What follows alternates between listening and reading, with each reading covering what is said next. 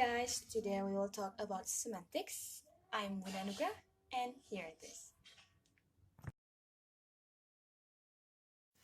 Okay guys, today we will talk about semantics. Semantics. Semantic is the study of meaning in language.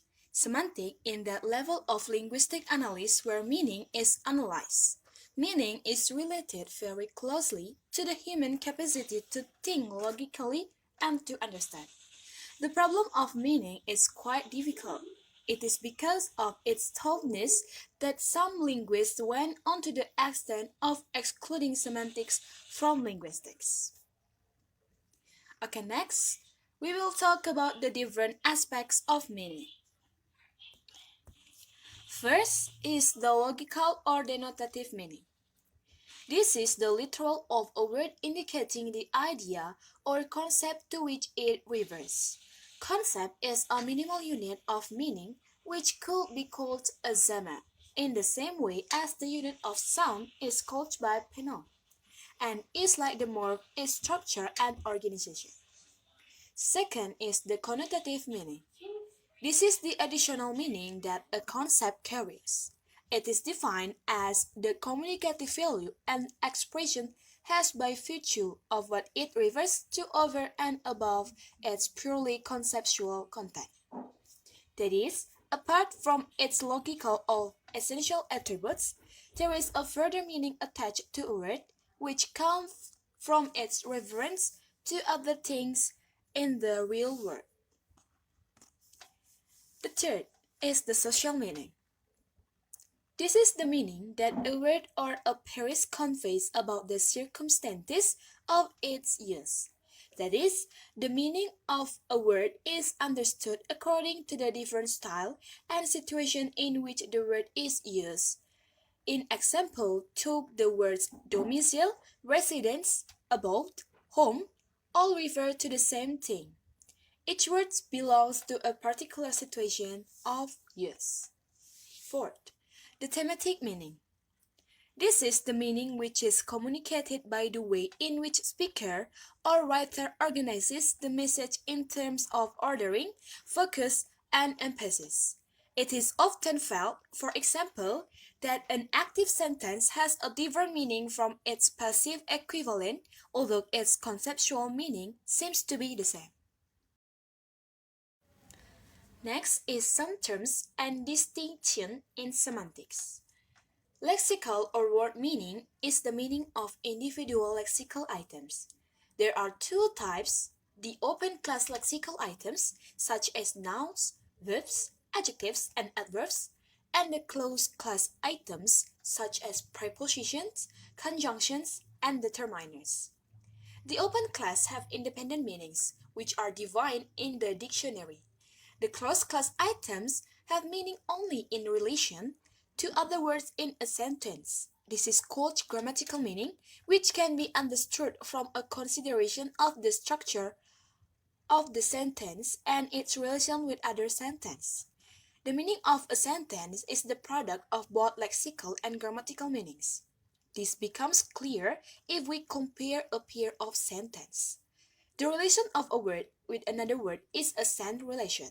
Therefore, sense is the complex system of relationship that holds between the linguistic items themselves.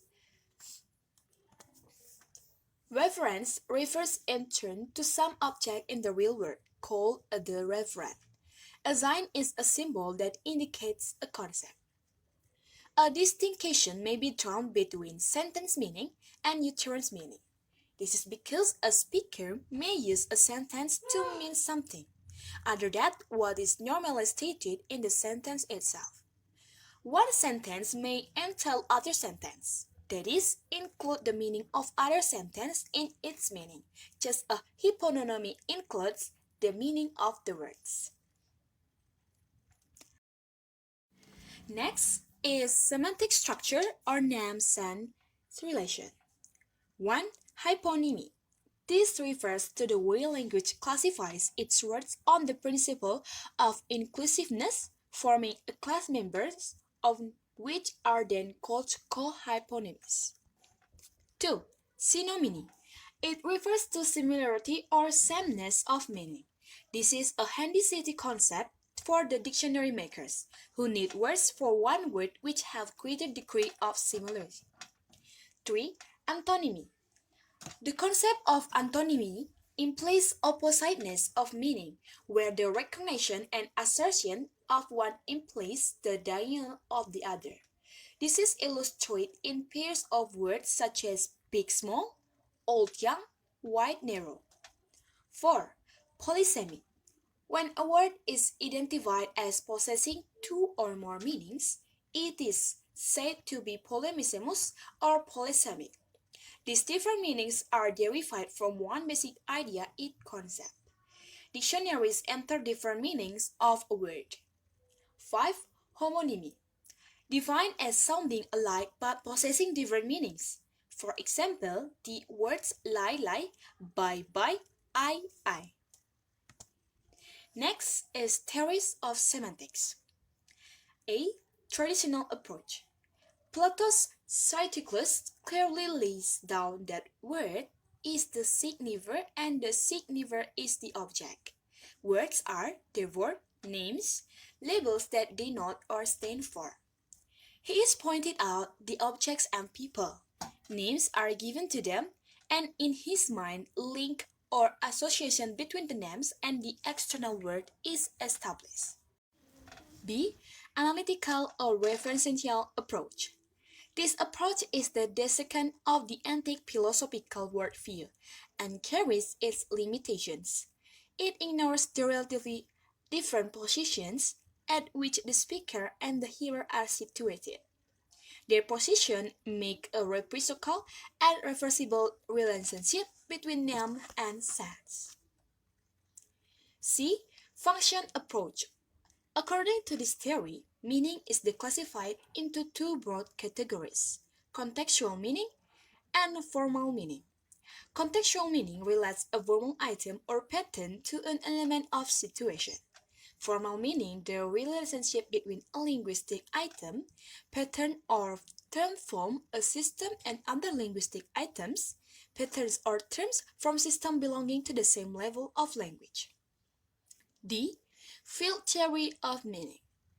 The concept that each word in language is surrounded by a network of associations that connect it with other terms. Okay, guys, that's all about semantics. For your all attention, I say thanks.